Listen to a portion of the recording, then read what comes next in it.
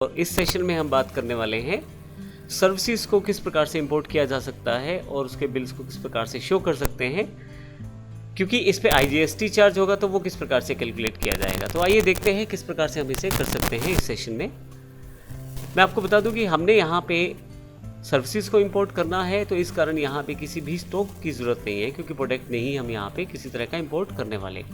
तो केवल दो ही अकाउंट हमको चाहिए। Purchase service import taxable import है, परचेज के अंतर्गत आएगा, और CN सर्विसेज वो कंपनी है जहाँ से हम सर्विसेज परचेज करना चाहते हैं, सन्ड्री क्रेडिटर्स, इसके अंतर्गत यह CN सर्विसेज आएगा।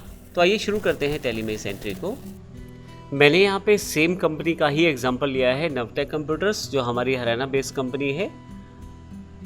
इसको बनाना किस प्रकार से है, किस तरह की GST सेटिंग्स है, ये हम पिछले सेशंस में बता चुके हैं। हालांकि इसमें किसी अलग तरह का रिक्वायरमेंट नहीं है, बेसिक कंपनियां बना सकते हैं और GST फीचर को अनेबल कर सकते हैं।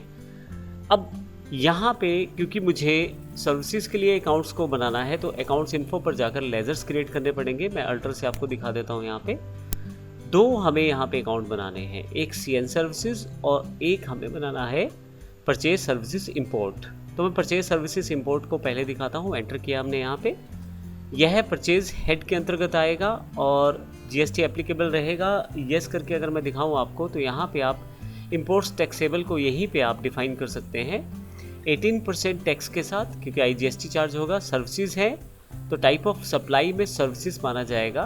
बाकी इन्फॉर्मेशन आप सेव कर सकते हैं। मैं इसे फाइनली यस कर देता हूँ और सेव कर लेता हूँ। इसी तरह से जो क्रेडिटर हैं हमारे CN सर्विसेज, जिनसे हम ये है सर्विसेज इंपोर्ट कर रहे हैं, उनके लिए हमने एक लेजर क्रिएट किया है सन्ड्री क्रेडिटर्स के अंतर्गत।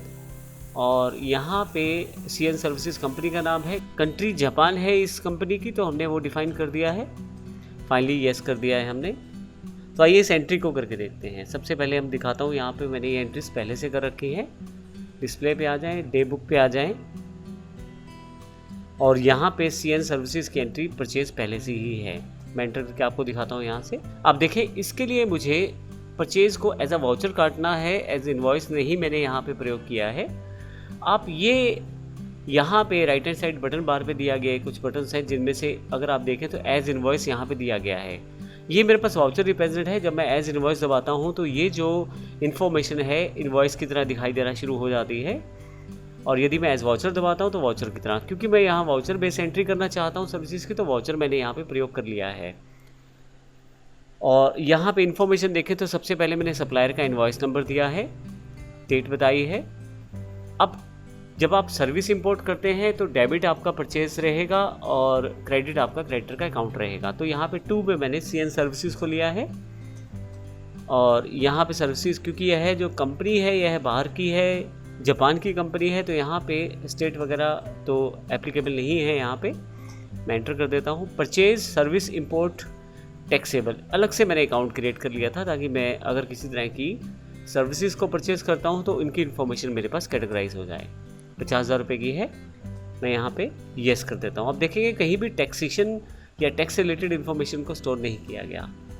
लेकिन अगर मैं यहाँ से डिस्प्ले पर आकर स्टैट्यूटरी रिपोर्ट्स पे आऊँ और GST में GSTR 2 को देखूँ, इंपोर्ट ऑफ सर्विसेज इनवॉइसेस को यहाँ शामिल कर लिया गया है। 50,000 रुपये के हैं। 9,000 रुपये का IGST भी यहाँ पे दिखाया गया है, जिसका हमें इनपुट टैक्स क्रेडिट भी मिल जाएगा। तो इस तरह से हम यहाँ पे आप देख सकते हैं कि एंट्री को किस प्रकार से किया गया है। तो इस सेशन में हमने सीखा किस प्रकार से हम सर्विस को इंपोर्ट कर सकते हैं और उसकी एंट्रीज को टैली में आसानी से कर सकते हैं। अगले सेशन में हम बात करने वाले हैं नील रेटेड प्रोडक्ट्स को किस प्रकार से आप परचेज कर सकते हैं, अर्थात जो GST कैटेगरी के अंतर्गत नील रेटेड टैक्स कैटेगरी के अंतर्गत आ रहे हैं, उनकी एंट्रीज को किस प्रकार से कर सकते हैं नेक्स्ट सेशन में हम देखेंगे। धन्यवाद।